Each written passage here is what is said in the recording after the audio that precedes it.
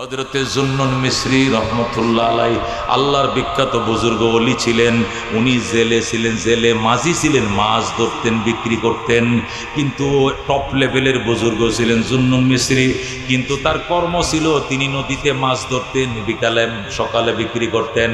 নদীতে মাছ ধরে বিক্রি করতেন, মাছের বিক্রি করার টাকা দিয়ে চাউল ডাল কিনতেন। ওনার একটা মেয়ে ছিল, কোনো ছেলে ছিল না, সংসার চালাইতেন। ওনাকে বলা হয় জুন্নুন মিসরি। এই জুন্নুন মিসরি রহমতুল্লাহ আলাই বলেন, একদিন আমি মিশরের নদীতে জাল ফাতলাম, এই মাথার থেকে ওই মাথায় নদীতে জাল ফাতলাম। জালের হাওয়ায় হাওয়ায় মাছ লাগছে। কি লাগছে? মাছ লাগছে। আমি সব মাছগুলো ছুড়াইলাম, চূড়ায় ফাঁসা বললাম মাছ দিয়া ভরে। আমি মাছগুলো রেডি করলাম, বাজারে নিয়ে যাব, মাছ নিয়ে যাব। বাজারে যাওয়ার আগে আমি নদীর ঘাটে গেলাম গোসল করার জন্য। জুন্নুন মিস্ত্রি বলেন, যখন আমি নদীর ঘাটের দিকে রওনা করলাম গোসল করার জন্য, আমি নদীর ঘাটের দিকে যাচ্ছিলাম, নদীর পাড়ে বাড়ি। যাওয়ার টাইমে দেখি যে রাস্তা দেয়া নদীতে হেঁটে যাব, ওই রাস্তার মধ্যে একটা বিচ্ছু। কি কোন কি এটা? বিচ্ছু কিলকিল কিলকিল করে বিচ্ছুটা নদীর ঘাটের দিকে যায়। জুন্নুন মিস্ত্রি রহমতুল্লাহ আলাই বলেন, আমি যাইতেছিলাম নদীর ঘাটে গোসল করার জন্য। গোসল করে আসব, খানা খাবো, জোহরের নামাজ পড়বো, এরপরে মাছ নিয়ে আমি বাজারে যাব। আমার মাথায় ছিল তারা, এই জন্য নদীর ঘাটে যাচ্ছিলাম গোসলের জন্য। হঠাৎ করে দিই রাস্তার মধ্যে একটা বিচ্ছু এইভাবে কিলকিল কিলকিল করে নদীর দিকে যায়। বিচ্ছু দিকে আমি ভয় পেয়ে গেলাম। কিরে, বিচ্ছুটা অনেক স্পিডে নদীর দিকে যাইতেছে। আমি চিন্তা করলাম এটা এত স্পিডে নদীর ঘাটে কেন যায়? জুন্নুন মিস্ত্রি বলে, আমি মারে পথের চোখ দিয়ে যখন তাকাইলাম, তাকায় দেখি আল্লাহর এক হুকুম বাস্তবায়ন করার জন্য সে যায়। বলেন আল্লাহু আকবার। আল্লাহর এক হুকুম বাস্তবায়ন করার জন্য সে পাগলের মতো ছুটছে।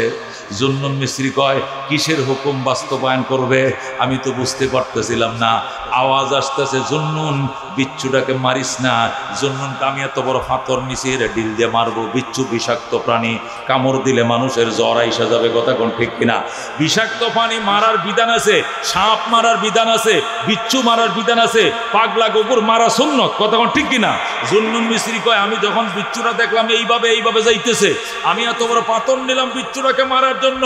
উপর থেকে আওয়াজ আইতেছে, মারিস না, এটা আমার হুকুম পালন করার জন্য নদীর ঘাটের দিকে ছুটছে। আল্লাহু আকবার। জুন্নুন মিস্ত্রি কয়, এই বিচ্ছু আবার আল্লাহর কি হুকুম পালন করবে? দেখি আজকে কি হুকুম পালন করে। এই জন্য আমি আস্তে আস্তে বিচ্ছুর পিছনে পিছনে হাইটে যাই। বিচ্ছু নদীর ঘাটে গেছে, আমিও নদীর ঘাটে গেছি। যায় দেখি নদীর ঘাটে একটা কচ্ছপ। কি কোন কি? কচ্ছপ। কচ্ছপ ছিলেন না? কাসিম কচ্ছপ ছিলেন না? যায় দেখি একটা কচ্ছপ নদীর ঘাটে, নদীর পাড়ের সাথে ফিটটা উঁচু করে দিয়ে বসে রয়েছে। এই বিচ্ছুটা যায় কচ্ছপের ফিটের উপরে উঠে বসছে। আল্লাহু আকবার। এই বিচ্ছুটা দিয়ে কচ্ছপের ফিটে উঠছে। এখন কচ্ছপ এটা স্টিমার হইয়া, ট্রলার হইয়া এই বিচ্ছুকে নিয়ে পিঠটা বাসায় বাসায় কচ্ছপ নদীর ওই পারের দিকে রওনা করছে। আল্লাহু আকবার। জুন্নুন মিস্ত্রি বলে, আমারে আওয়াজ দেওয়া হলো, সে আল্লাহর হুকুম বাস্তবায়ন করতে যায়। আল্লাহর হুকুম কি বাস্তবায়ন করে এটা দেখার জন্য আমি আসছিলাম। কিন্তু দেখি এটা তো নদীর ওই পারে চলে যায়। ঠিক আছে, আমিও যাব নদীর ওই পারে। জুন্নুন মিস্ত্রি বলে, লুঙ্গি আর গামছা নদীর ওই পারে রাইকা আমিও কচ্ছপের পিছন দিয়ে আমিও সাঁতার শুরু করে দিলাম। সাঁতরাইতে শুরু করলাম। কচ্ছপও সাঁতরাইতেছে, আমিও সাঁতরাইতেছি। কচ্ছপ নদীর ওই পারে ঘাটে লাগছে, আমিও যে ওই পারে ঘাটে উঠছি।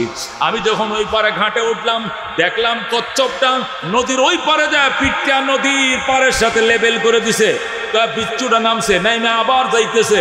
যাইতে যাইতে আমিও বিচ্ছুর পিছন ধরছি। বিচ্ছু যায়, আমিও যাই। যাইতে যাইতে দেখি একটা গাছের নিচে একটা যুবক শুয়ে রয়েছে। আল্লাহু আকবার। একটা যুবক, প্রচন্ড গরম, সে ছাগল চড়াইতেছে, গরু চড়াইতেছে। গরু বাছুরগুলো ময়দানে ছেড়ে দিয়া এই মরুভূমির মাঝখানে একটা কি আছে? গাছ আছে। গাছের ছায়ার মধ্যে একটা যুবক শুয়ে রয়েছে। গরমের কারণে শরীরে কোনো কাপড় নাই, পরনে একটা লুঙ্গি আছে, সমস্ত শরীর উদাম, শরীরে কোনো কাপড় নাই, ঝকঝক চেহারা, সুন্দর যুবক, গায়ে কোনো কাপড় নাই।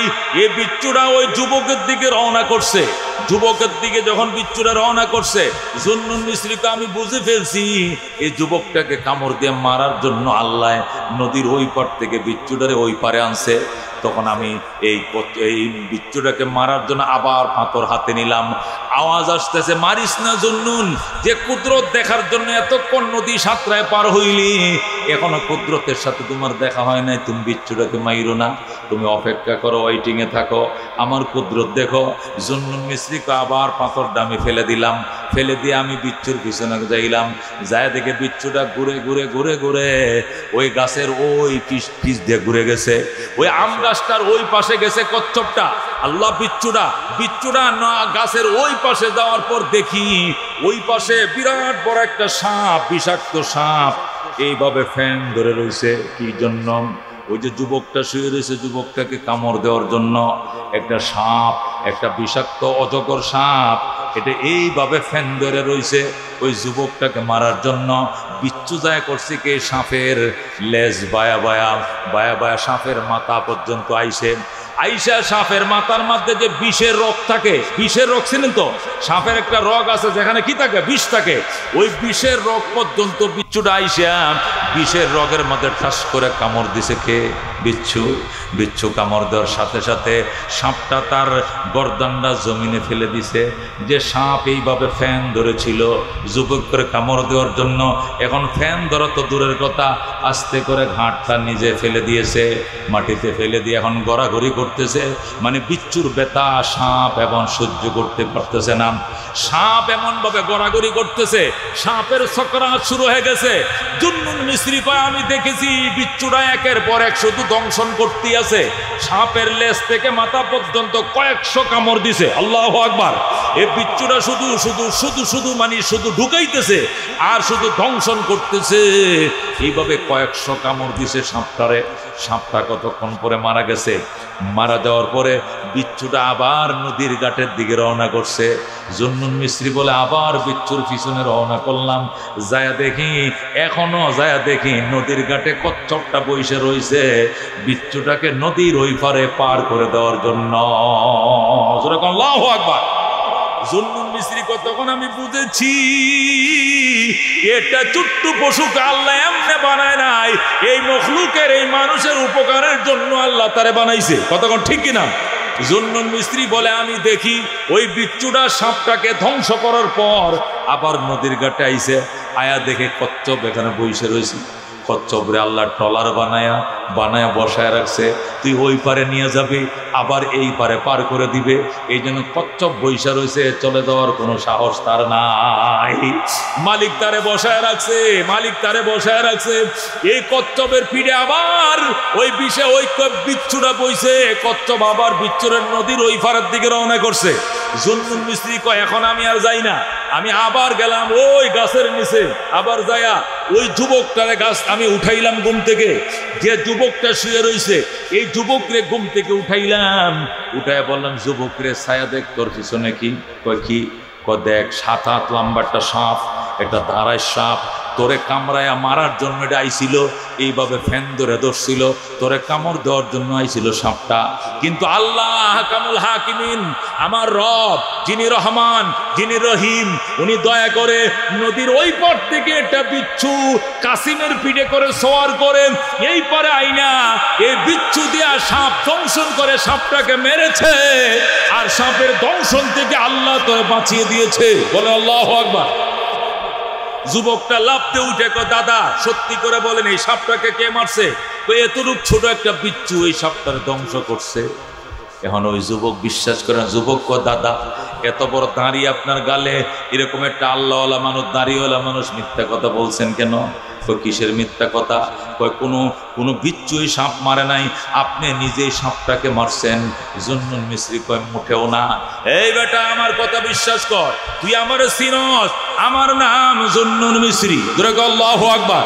যেই মাত্র বলছে আমার নাম জুন্নুন মিস্ত্রি, যুবকটা বিশ্বাস করে, দাদা আপনার অনেক নাম শুনছি, আপনি তো বিখ্যাত আল্লাহর ওলি, আপনি জীবনে মিথ্যা কথা বলেন নাই।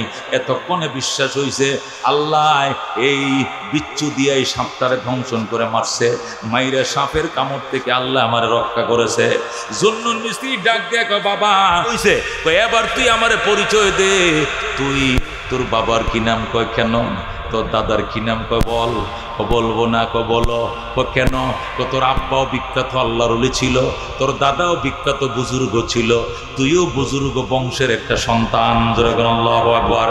নিশ্চয়ই তোর বাবা আল্লাহর ওলি ছিল, তোর মা বিখ্যাত বুজুর্গ ছিল, তুমি তার ঘরে জন্ম নিয়েছ, এই জন্য আল্লাহ তোমাকে সাপের দংশন থেকে রক্ষা করেছে একটা ছোট্ট বিচ্ছু দিয়া। যুবকটা ডাক দেখো, দাদা আপনার ধারণাটা সত্য নয়, আপনার ধারণাটা সম্পূর্ণ উল্টা।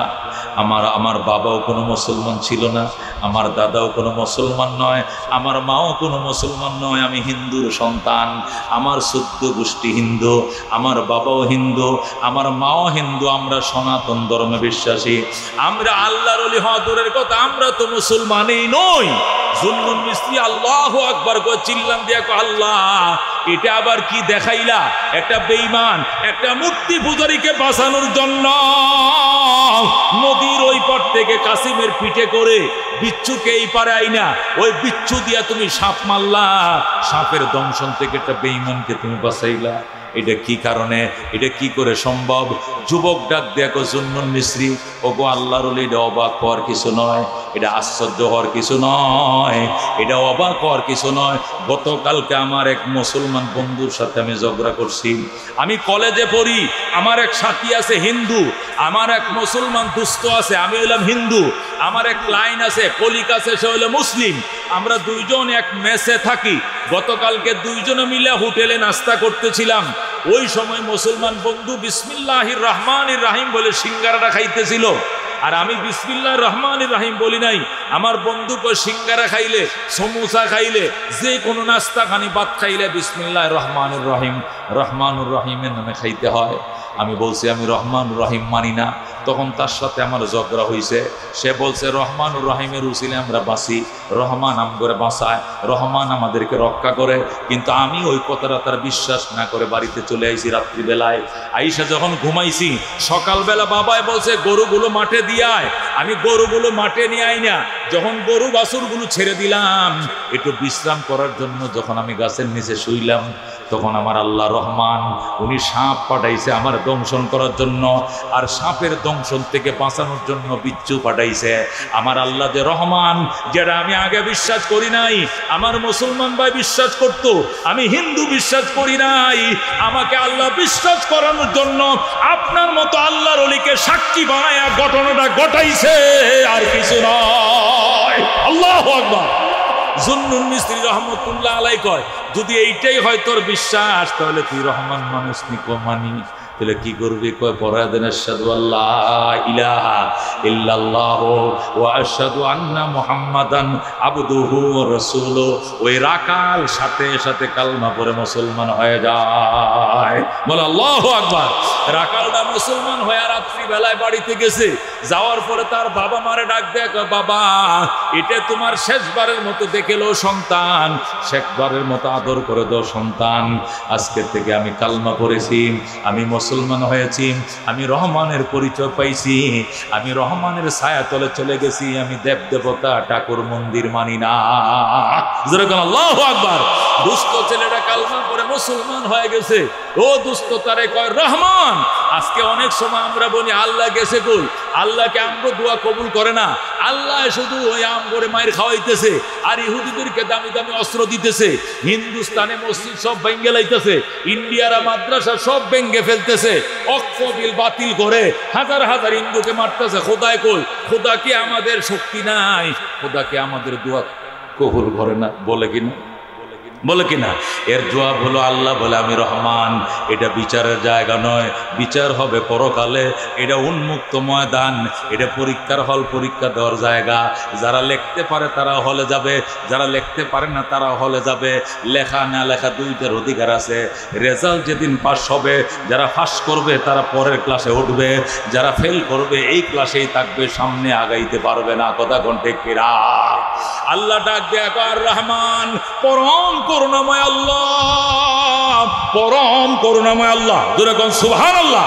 আল্লাহ পরম করুণাময়। নয়, তার করুণার কোনো আইল কুঠা নাই, দাড়ি ক্ষমা নাই। ইমানদারের উপর তার দয়া, বেঈমানের উপর তার দয়া। তুমি হিসাবে ইসরায়েলকে আল্লাহ খাওয়াইবে, দুনিয়ার হিসাবে ফিলিস্তিনকে আল্লাহ খাওয়াবে। বৃষ্টি হলে ইসরায়েলে হবে, আর বৃষ্টি হলে বাংলাদেশে হবে, ইন্ডিয়াতে হবে। তুফান আইলে তাদের দেশে হবে, আমগো দেশে হবে। ফসল তাদের দেশে হবে, আমাদের দেশে হবে। আম তাদের গাছেও ধরবে, আমাদের গাছেও ধরবে। এখানে ইমানদার বেঈমানের বিবেচনা নাই, ইমানদার বেঈমানের বিবেচনা হবে পরকালে। কথা কোন ঠিক কিনা? হযরতে মূসা আলাইহিস সালামের জামানায় বনি ইসরাইলের যুগে এক বিধবা নারীর বাড়িতে তুফান আসছে, আইসা এলাকার অনেক ঘর বাড়ি ফেলে দিয়েছে। প্রচন্ড তুফান, ঘূর্ণিঝড় আইসা যখন এলাকার ঘর বাড়ি ফেলে দিয়েছে, একটা বিধবা নারী তার ঘরটাও ফেলে দিয়েছে। বিধবা নারী সকালবেলায় মূসা নবীর কাছে যে বিচার দেয়, ওগো আল্লাহর নবী, মূসা কালিমুল্লাহ মানুষের ঘরটি খোদায় ফেলছে, ঠিক আছে, তাদের ঘর বানান না লোক আছে, কিন্তু আমি বিধবা নারী, আমার স্বামী নাই, আমার সন্তান নাই, আমার আত্মীয় স্বজন নাই, আমার দেবর নাই, আমার বাসুর নাই, আমার বাচ্চার নাই, বাচ্চুব নাই, আমার ঘরটা কে বানবে? আল্লাহ আমার ঘরটা ভাললো কেন? মূসা আলাইহিস সালাম কো ঠিক আছে, আল্লাহর কাছে এই ব্যাপারে আমি দরখাস্ত করতেছি। আল্লাহ নবী মূসা কালিমুল্লাহ আল্লাহর কাছে দরখাস্ত করে, আল্লাহ গত রাত্রে যে তুফানটা দিছিল কে? আমি দিছি। গড়বাড়ি ফেলছেন কতগুলো? অনেক গড়বাড়ি ফেলছি। আচ্ছা সব গড়বাড়ি ফেলছেন, অসুবিধা নাই, কিন্তু বিধবা নারীর ঘরটা ফেললেন কেন? আল্লাহ গো সমস্যা কি? সমস্যা হইল সবাই তো গড় বাঁধতে পারবে, এই বুড়ির তো গড় বাঁধতে দেওয়ার মতো কোনো লোক নাই, এর গড়টা না ফালাইতেন? আল্লাহ কো কেমনে? তুফানটা ওই সাইডে একটু ঘুরায় নিতেন যাতে বুড়ির ঘরে না লাগে। আল্লাহ কো দুনিয়া সবার জন্য সমান, রহমতের ফয়সা হলে সবাই পাবে, আর আযাবের ফয়সা হলে সবাই পাবে। পরকালে শুধু ঈমানদাররা জান্নাতে যাবে। সুবহানাল্লাহ। আল্লাহ নবী মূসা কালিমুল্লাহ কো তাহলে ঈমান আইনা এই বেচারি লাভটা কি হইছে? তার ঘরটা যদি রক্ষা না হয়, আল্লাহ ডাক দেয়া কয় ঈমান আনছে তুফান থেকে বাঁচার জন্য নয়, ঈমান আনছে তুফান থেকে বাঁচার জন্য নয়। কয় আমরা 5 ওয়াক্ত নামাজ পড়ে, আমগো চেয়ারম্যান সাহেব 5 ওয়াক্ত নামাজ তকবীরের সাথে পড়ে, এরপরে চেয়ারম্যানের বিঘায় হইছে 11 মন, আর কয় যেটা নামাজ পড়ে না হের জমিনে বিঘা হইছে 17 মন। এটা কি কাম হইলো? তোর নামাজ গেল কই? আল্লাহ ডাক দেয়া কয় তোর নামাজের বদলা কি তুই দান চাসনি? তোর নামাজের জন্য তোর দান দেই নাই, তোর নামাজের জন্য তোর জন্য জান্নাত রেখে দিছি। কথা ঠিক কিনা?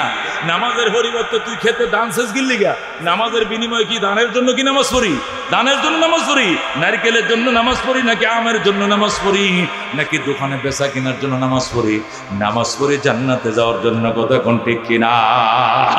দোস্ত আল্লাহ নবী সাল্লাল্লাহু আলাইহি সাল্লাম ডাক দেখো, আল্লাহ আমাকে বুঝায় বলেন। আল্লাহকে বুঝায় বলবো আপনি দাঁড়ায় থাকেন। মূসা কালিমুল্লাহ কানে মোবাইল নিয়ে দাঁড়ায় রয়েছেন।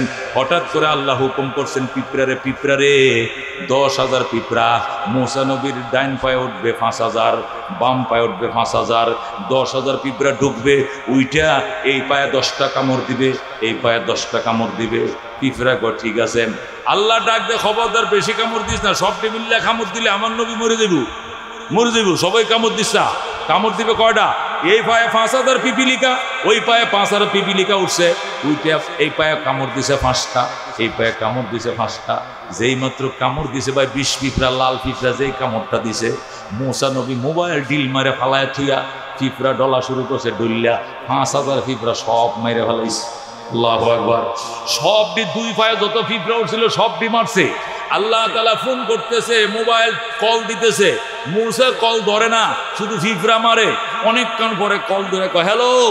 আল্লাহ কয় এতক্ষণ কল ধরেন নাই কেন? কয় পিঁপড়ায় কামড়াইছে, এই জন্য ধরতে পারি নাই, বিষের মতো কামড়াইছে জলে, এই জন্য এতক্ষণ পিঁপড়া মারছে গো আল্লাহ, ফোন ধরতে পারে না, মাফ করে দেন। আল্লাহ কয় পিঁপড়ার এত বড় সাহস, আমার নবীর কামড়টা দিল বিচার হবে। কয়টা কামড় দিছে? কয় 4-5টা কামড় দিছে এই পায়ে, 4-5টা দিছে এই পায়ে। মারছেন কয়টা? তো সবটি মেরে লইছে। কে সবটি মারবেন কেন? কামড় দিছে 5টা, মারবেন 5টা। কামড় দিছে 10টা, ডলা দিয়ে মারবেন 10টা। 10,000 পিঁপড়া সবটি মারলেন কেন? মূসা নবী কো আল্লাহ এতক্ষণে বুঝছি বুড়ির ঘরটা কেন ফেলাইছো। আল্লাহু আকবার। 5টা কামড় দিছে, ডলা ছুটে 5,000 যেমনে মারছি। সমাজে অপরাধ করে 5টায়, গান্দা খায় 5টায়, সুদ খায় 5টায়, জানা করে 5টায়, মাগিবাজি করে 5টায়, কিন্তু আল্লাহ যখন আযাব দেয় ডলা দিয়া 10,000 মাইরে ফেলায়। কতক্ষণ ঠিক কিনা? এটাই হইল দুনিয়া। কতক্ষণ ঠিক কিনা? এই জন্য আল্লাহ ডাক দেয়া আর রহমান, পরম করুণাময় আল্লাহ, আল্লামাল কোরআন, কোরআন শিখাইছে। খালাকাল ইনসান, মানুষ বানাইছে। আল্লাহু আকবার। আল্লাহ রাব্বুল আলামিন কোরআন শিখাইছেন, মানুষ বানাইছেন। মুফাসসিরিনে কেরাম বলেন আল্লাহ এখানে উল্টা করছেন দেখা যায়। আসলে বলার দরকার ছিল খালাকাল ইনসান আল্লামাল কোরআন, তিনি মানুষ বানাইছেন, কোরআন শিখাইছেন, এমন বলার দরকার ছিল। কিন্তু বলছেন কোরআন শিখাইছেন, মানুষ বানাইছেন। কোরআন শিক্ষা আগে না মানুষ বানানো আগে? জোরে কোন, কে আগে? মানুষ বানানো আগে, কোরআন শিক্ষা পরে। কিন্তু আল্লাহ কোরআন শিক্ষার কথা আনছে আগে। খালাকাল ইনসান আল্লামাল কোরআন, খালাকাল ইনসান, আল্লাহ কোরআন শিখাইছেন, মানুষ বানাইছেন। কোরআন শিক্ষার কথা আগে আনছেন, মানুষ বানানোর কথা পরে আনছেন। তার কারণ কি? মুফাসসিরিনে কেরাম বলেন কোরআন এমন একটা কিতাব, এটা ছাড়া কোনো মানুষ মানুষ হইতে পারে না। কথা কোন ঠিক কিনা? কোরআন ছাড়া কোনো মানুষ মানুষ হইতে পারে না। কোরআন যাদের ভিতরে নাই, ওই বেঈমান, ওই নেতানিয়াহু, এটা দেখতে দেখা যায় মানুষ, এটা জাহান্নামের কীট। কথা কোন ঠিক কিনা? ওই যে হিন্দুস্তানে আছে কি তা নাম, মনমোহন সিং, আর কি আছে, আর কি আছে, মোদি, এটা কষায়। এটা কি কষায়? আল্লাহ কুত্তাও যদি আমাদের চোখের সামনে মারা যায়, গেউ গেউ করে কান্দে, কুকুরটাকে আমরা আগুন দিয়ে ফুরাইতে পারবো না। এটা কুত্তার বাচ্চা যদি পানিতে পড়ে যায়, সাজ্জনে যায়, বাচ্চাটাকে উঠায়, জীবন রক্ষা করে। কথা কোন ঠিক কিনা? অথচ মানুষকে পাখির মতো গুলি করে মারছে। এই পাষাণ্ডদের হৃদয় একটু ঘামে না, কারণ এরা আসলে মানুষ না, এরা শিয়াল, কুকুর, জানোয়ারের চেয়েও খারাপ। ঠিক কিনা? আল্লাহ বলে ওয়ালাকাদ যারানা লি জাহান্নামা কাসীরাম মিনাল জিন্নি ওয়াল ইনস, আমি জাহান্নাম দেওয়ার জন্য অনেক জিন ইনসানকে বানাইছি। লাহুম কুলুবুন লা ইয়াফকাহুনা বিহা, এদেরকে আত্মা দিয়েছে, আত্মা দিয়ে তারা সত্য জিনিসটা অনুধাবন করে না। চোখ দিয়েছে, সত্য জিনিস দেখে না। কান দিয়েছে, সত্য জিনিস শুনে না। উলাইকা কাল আনাম, এরা জানোয়ার, এরা চতুষ্পদ জানোয়ারের মতো, এরা কুকুরের মতো, এরা শুয়োরের মতো। বালহুম আদল, বরং শুয়োরের চেয়েও, হিয়াল কুত্তার চেয়েও ওরা নিকৃষ্ট। কথা কোন ঠিক কিনা? এই জন্য দোস্ত, কোরআন শিক্ষা করা ছাড়া উপায় নাই। বাইতুল্লাহ শরীফের ইমাম শাইখ সুদাইসি গাইনে তোমার জানাজা পড়াইলে তোমার গুনাহ মাফের গ্যারান্টি নাই।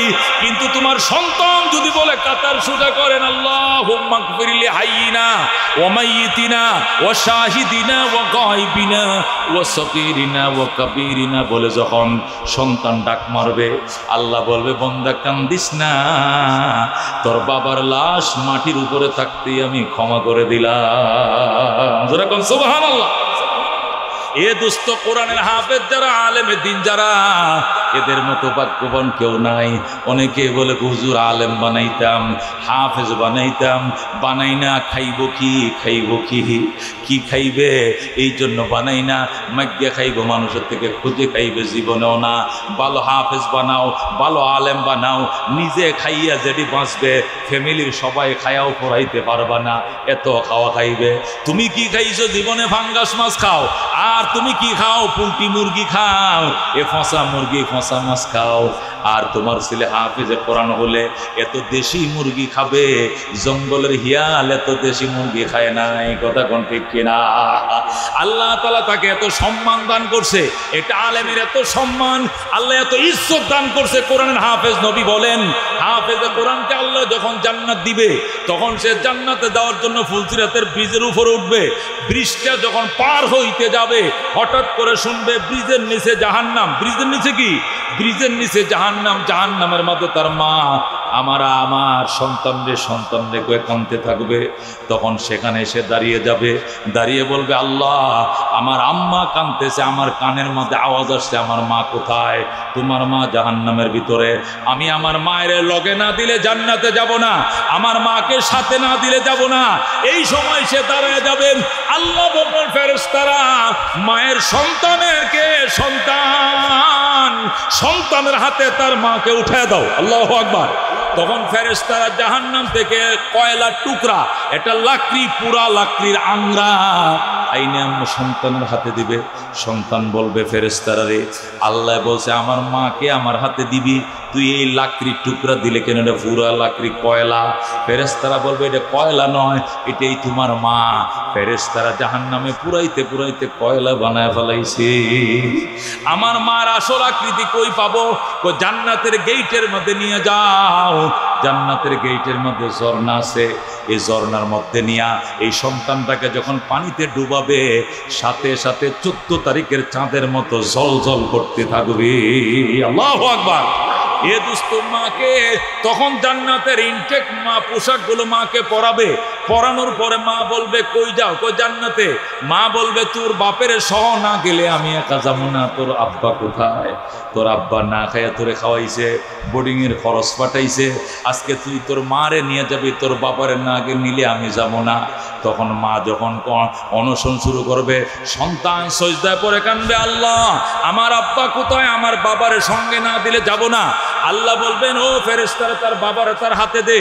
যখন বাবাকে দিবে, বাবা মা দুইজন নিয়ে রওনা করবে, তখন তার স্ত্রীর কান্নার শব্দ আসবে। সন্তান কাঁদতে থাকবে, স্বামী গো তুমি তোমার মা চিনলা, বাবা চিনলাম, আমি যে তোমার সঙ্গে 64 বছর সংসার করছি, তুমি তো আমাকে ভুইলা গেলে, আমারে নিয়ে যাও। বিবিকে আনতে যাবে। বিবিকে নিয়ে যখন রওনা দিবে, তখন বিবি কাঁদতে শুরু করবে, তোমার মা বাবা নিলা, আমার মা বাবা তোমার শ্বশুর শাশুড়ি লাগে। আমার মা যদি আমার পেটে না রাখতো, তুমি দিনদার আলেম আমি পাইতা না। আমার মাকেও নিতে হবে। তখন শ্বশুরকে নিবে, শ্বশুরকে নিবে, শাশুড়িকে নিবে। এইভাবে নবী বলেন 10টা লোক জাহান্নাম থেকে বেঁচে বেঁচে জান্নাতে নিয়ে ঢুকে যাবে। যেরকম সুবহানাল্লাহ। আল্লাহ রাব্বুল আলামিন এমন 10টা ব্যক্তিকে সুপারিশ করে জান্নাতে নেওয়ার অনুমতি দিবে, পারমিশন দিবে, যে 10টার উপরে জাহান্নাম ওয়াজিব ছিল। যেরকম আল্লাহু আকবার। এই জন্য দোস্ত কি খাবে টেনশন করিও না। আল্লাহ আমগরে ভালো খাওয়ায়, আমগরে কবুতর দিয়ে খাওয়ায়, চিকন চাউল দিয়ে খাওয়ায়, বিমানের টিকিট দিয়ে আমাদেরকে আনে, প্রাইভেট কার দিয়ে আনে, যাওয়ার টাইমে হাদিয়াও দেয়। অসুবিধা তো নয়, আল্লাহ খাওয়ায়। চেয়ারম্যান সাহেবরা আমগরে ইজ্জত করে, এমপি সাহেবরা আমাদেরকে ইজ্জত করে। এই মন্ত্রীর ইজ্জত কয়েকদিন পরে থাকে না, কিন্তু উলামায়ে কেরামের ইজ্জত কখনো কমে না। কতক্ষণ ঠিক কিনা? এ দুস্থ কত বছরের প্রধানমন্ত্রী এখন কই নাই, নেতা নেত্রীরা কই একটাও নাই, গোপনে গোপনে আত্মগোপনে জীবনযাপন করছে। অথচ আল্লাহ রাব্বুল আলামিন উলামায়ে কেরাম জেল খাটছে 3 বছর, জেল খাটছে 2.5 বছর, জেল খাটছে 1 বছর, কেউ আরো বেশিও খাটছে, কমও খাটছে। ইজ্জত তো কমে না, ইজ্জত আর 10 গুণ বেড়ে গেছে। কথা কোন ঠিক কিনা? কঠিন ময়দানে আসলে দুনিয়াতে তোমাকে কেউ বকাঝকা দিলে, তোমার সন্তান যেরকম তোমার রক্ষার জন্য দৌড়ে আসে, হাসরের ময়দানে সন্তানকে রক্ষার জন্য সন্তান দৌড়ে আসবে। ওই দিন সন্তানের জন্য কানবা। ইব্রাহিম আলাইহিস সালাম যখন সুপারিশ করবে, হাজার হাজার জাহান্নামীরে জান্নাতে নিবে, ওই সময় ইব্রাহিমের বাবা আজর এসে পর্যন্ত বলবে, ইব্রাহিম তোর উসিলে লক্ষ লক্ষ মানুষ জান্নাতে যায়, আমি তোর আব্বা লাগে, আমার জন্য সুপারিশ কর, আমি তো তোর জন্মদাতা পিতা। এই বলে হাউমাউ করে আজর কাঁদতে থাকবে। ইব্রাহিম বলবে, বাবা গো তুমি তো দুনিয়াতে ঈমান আনো নাই, তুমি মূর্তি পূজারী ছিলা, তোমার জন্য সুপারিশ করতে পারবো না, তুমি মুশরিক ছিলা। ইব্রাহিমের কাছে বলবে, বাবা আমি তোর আব্বা লাগি, আমি দুনিয়াতে বুঝি নাই, তুই আল্লাহর দরবারে ফরিয়াদ কর, আল্লাহ আমার মাফ করেও দিতে পারে। ইব্রাহিম আল্লাহর দরবারে যায়, বলবে, আল্লাহ আমার বাবা আজর, আমার বাবারে ক্ষমা করে দাও, লক্ষ লক্ষ মানুষকে সুপারিশ করে জান্নাতে নিলাম, আমার বাবা জাহান্নামে গেলে আমার কলিজা আগুন জ্বলে যাবে, বাবাকে দাও। ইব্রাহিম যখন বাবার জন্য সুপারিশ করবেন, আল্লাহ বলবেন, ইব্রাহিম তুমি কি জানো না, ইন্নী হারামতুল জান্নাত আলাল কাফিরিন, আমি কাফেরদের উপরে জান্নাত হারাম করেছি। আল্লাহু আকবার। তোমার বাপ বেঈমান, এ মূর্তি পূজারী ছিল, তাকে আমি জান্নাত দেব না, মূর্তি পূজারী জান্নাত হারাম। ইব্রাহিম বলবে, আল্লাহ গো কথা তো ঠিক আছে, আমার বাবা মূর্তি পূজারী, কিন্তু তারপরেও তো আমার আব্বা লাগে, এটা জাতির পিতার বাপ লাগে, ইব্রাহিম খলিলুল্লাহর আব্বা লাগে, আমার দিকে তাকায় মাফ করে দেন। আল্লাহ বলেন, খবরদার আরেকবার যদি তোমার বাবার কথা বলবো তাহলে অসুবিধা হবে। আল্লাহর খলিল ইব্রাহিম বলবেন, তওবা তওবা, আমি বেঈমানের জন্য আর সুপারিশ করব না। আইসে বলবে, বাবা অনেক চেষ্টা করেছি, তোমাকে পার করতে পারলাম না, আমারে ক্ষমা করে দিও। আজর আবার কাঁদতে থাকবে। ইব্রাহিম আবার যা বলবে, আল্লাহ আমি শেষবারের মতো সুপারিশের জন্য আসলাম, আমার আব্বাকে আপনি মাফ করে দেন। আল্লাহ রাব্বুল আলামিন বলেন, ইব্রাহিম তুমি একটা কথা বারবার কেন বলছো? তা আমার মায়া লাগে আমার বাবা, আমার মায়া লাগে, দয়া করে আমার বাবারে মাফ করে দেন। আল্লাহ বলবেন তুমি উপরের দিকে তাকাও। ইব্রাহিম উপরের দিকে তাকাবেন, আল্লাহ 1 সেকেন্ডের ভিতরে আজরকে গুইসাপ বানায় ফেলবে। গুইসাপ বা হাদিস শরীফে হয়তো আনাস ইবনে মালিক থেকে বর্ণিত মিশকাত শরীফের হাদিস, সেকেন্ডের ভিতরে এই আজর, ইব্রাহিমের পিতা আজর গুইসাপ হয়ে যাবে, মরা গুইসাপ, গুইল হয়ে যাবে, গুইসাপ হয়ে যাবে, মরা, পোকামাকড় উঠবে, দুর্গন্ধে এলাকায় দুর্গন্ধ হয়ে যাবে। হযরত ইব্রাহিমকে আল্লাহ বলবেন এবার নিচের দিকে তাকাও। ইব্রাহিম নিচের দিকে তাকাইবেন, তাকায় দেখবেন একটা মরা গুইসাপ পড়ে রইছে। আল্লাহর খলিল বলেন, ইব্রাহিম বলবেন হে ফেরেশতারা মরা গুইসাপটা সরা, এটা জাহান্নামের আগুনে ফেল।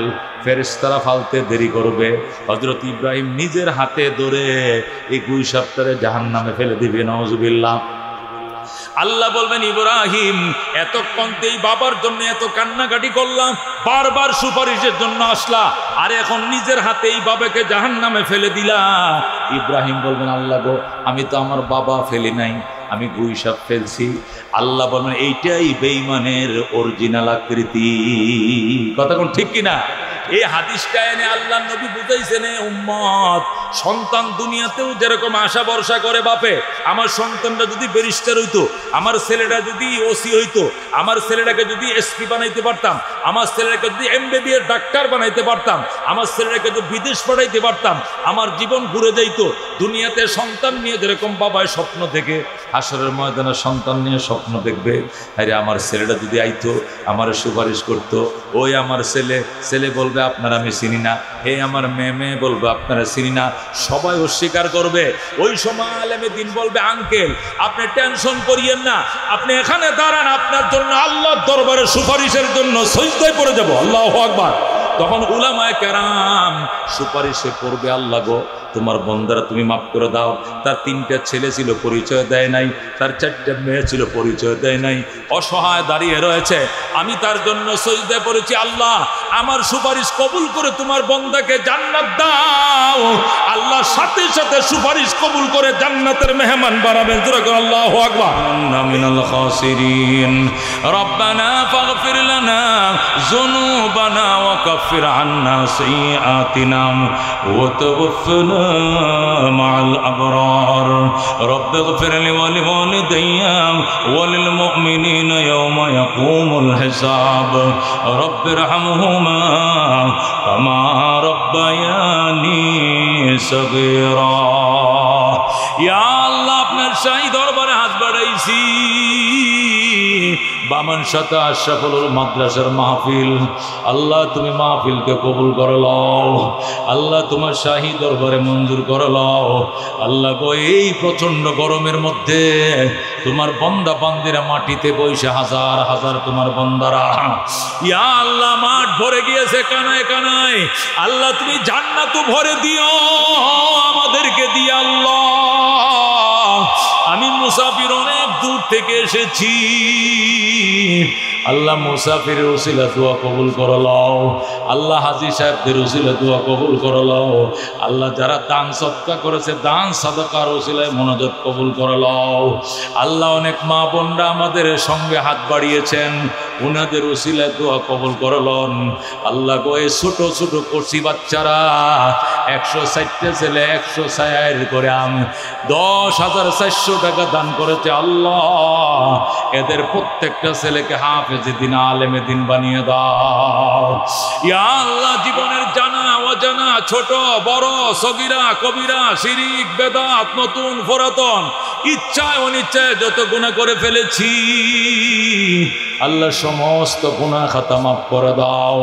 কোটি কোটি দুরুদ ও সালামের হাদিয়া সোনার মদিনায় পৌঁছায় দাও। আল্লাহ মুসিবতের দিনে তোমার হাবিবের শাফাআত আমাদেরকে দিও, তোমার হাবিবের হাতে কাউসারের শরবত তুমি আমাদেরকে পান করায়ো। আল্লাহ অনেক দূর থেকে এসেছি, আল্লাহ সহি সালামতে আবার ঢাকা পৌঁছার তৌফিক দাও।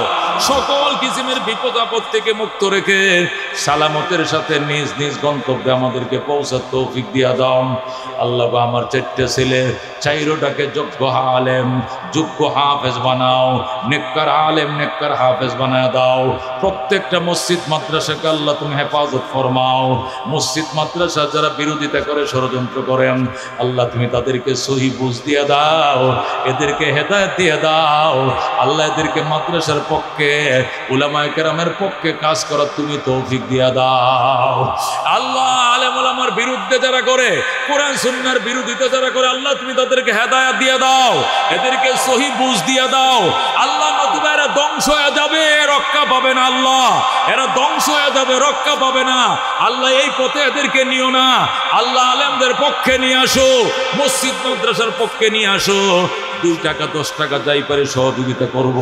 উলামায়ে কেরামের দোয়া নিব, জান্নাতে যাব। ঈমানের সাথে তুমি বাঁচাইও, ঈমান নিয়ে তুমি কবরে যাও তৌফিক দিও। আল্লাহ সাজ্জাদ ভাই হজে যাবে, দোয়া চাইছে, তুমি তাকে হজ্জে মাবরুর নসিব ফরমাও। আল্লাহ ভূমিদাতা জমিদাতা দোয়া চাইছেন, 1000 টাকা দিয়েছেন তার ফ্যামিলির পক্ষ থেকে। আল্লাহ গো, তার জমির উসিলা তুমি তার জান্নাতের জমি দিয়ে দাও। আল্লাহ মাদ্রাসা বানাইছে, জান্নাতে তুমি প্রাসাদের মালিক বানায় দাও। ইয়া আল্লাহ, যত মানুষ দোয়ায় হাত বাড়াইছে, হাজার হাজার মানুষ, আল্লাহ আমাদের জীবনের সমস্ত গুনাহ মাফ করে দাও, জীবনের ভুল ত্রুটি আমাদেরকে মাফ করে দাও। আমাদের ফসলের মধ্যে আল্লাহ বরকত দাও। আল্লাহ শিলা বৃষ্টি দিও না, ঝড় তুফান দিয়ে ফসল তুমি নষ্ট করিও না। আল্লাহ তুমি কিষানের মুখে হাসি ফুটাইয়া দাও। আল্লাহ ফল ফসল সব তুমি রক্ষা করো, আম রক্ষা করো, ফল ফসল আল্লাহ ফসল তুমি রক্ষা করো। আল্লাহ আমরা গরিব মানুষ, যতটুকু পারছি মাদ্রাসা দিয়েছি তুমি কবুল করে লও। আল্লাহ গো, মদিনা শরীফ সালাম পৌঁছায়া দাও, তোমার নবীজির রওজা মোবারকে সালাম পৌঁছায়া দাও। ইয়া আল্লাহ, আমাদের নাম জান্নাতের খাতায় লিখে দাও। আল্লাহ আমাদের নাম জান্নাতের খাতায় লিখে দাও, জাহান্নাম থেকে নাম কেটে দাও। আল্লাহ তোমার হাবিবের শাফাত আমাদেরকে দিও, তার হাতে কাউসারের শরবত আমাদেরকে পান করাইও। আল্লাহ তোমার নবীর উম্মত বানাইছো, জাহান্নাম দিলেও তো লাভ হবে না, আমাদেরকে দয়া করে জাহান্নাম দিও না। আল্লাহ গো, মেহেরবানি করে আমাদেরকে জান্নাতের মেহমান বানায় দাও। জাহান্নাম দিও না, জান্নাতের মেহমান বানিয়ে দাও। জান্নাতের কোনায় জায়গা করে দাও, জান্নাতের জায়গা অভাব হবে না। অভাবীদের অভাব দূর করে দাও, ঋণীদের ঋণ দূর করে দাও।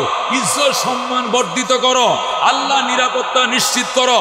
আল্লাহ হিংসুকদের হিংসা থেকে বাঁচাও, নিন্দুকের নিন্দা থেকে বাঁচাও, সকল ষড়যন্ত্র থেকে দেশকে তুমি হেফাজত ফরমাও।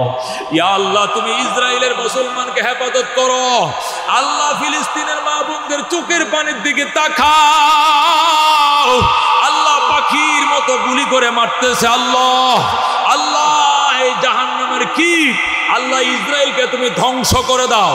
আল্লাহ পৃথিবীর জন্য বিস্ফোরা, আল্লাহ অবৈধ জারজ রাষ্ট্রকে পৃথিবীর মানচিত্র থেকে ধ্বংস করে দাও, মানচিত্র থেকে আল্লাহ তুমি মুছে দাও।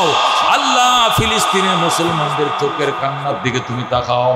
আল্লাহ গো, ছোট ছোট বাচ্চারা মা হারাইছে, বাবা হারাইছে, ভাই হারাইছে, বোন হারাইছে, হাত হারাইছে, আল্লাহ গো চোখ হারাইছে, ঘুরতেছে দুনিয়াতে, কোনো চোখ মুখে পথ দেখে না। আল্লাহ অসহায় ফিলিস্তিনি বাচ্চাদের দিকে তুমি তাকাও। আল্লাহ এদের চোখের পানির দিকে তাকায়া আল্লাহ গো মেহেরবানি করে ফিলিস্তিনকে তুমি হেফাজত ফরমাও। আল্লাহ ইব্রাহিমের উসিলা দোয়া কবুল করম, হযরতে ইয়াকুব আলাইহিস সালামের দেশ দোয়া কবুল করম, হযরতে লূত আলাইহিস সালামের দেশ দোয়া কবুল করম, হযরতে মূসা আলাইহিস সালামের দেশ, হযরত ঈসা আলাইহিস সালাম সেখানে অবতরণ করবেন, হাশরের ময়দানে স্টেজ যেখানে কায়েম হবে, হযরত ইমাম মেহেদী যেখানে আসবেন, আল্লাহ ওই দেশ ফিলিস্তিনকে আল্লাহ তুমি রক্ষা করো। হিন্দুস্তানের মুসলমানদেরকে বাঁচাও, মসজিদ ভেঙ্গে ফেলতেছে, মাদ্রাসা গুড়িয়ে দিচ্ছে, আল্লাহ জালেমদের থেকে আল্লাহ তুমি মুসলমানদেরকে হেফাজত ফরমাও।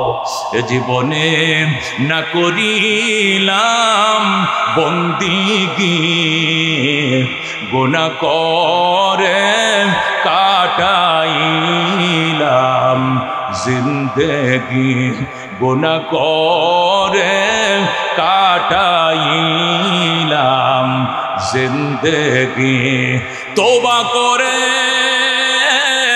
আবার তওবা ভাঙ্গিলাম, অবশেষে খাঁটি তওবা করিলাম, অবশেষে খাঁটি তওবা করিলাম।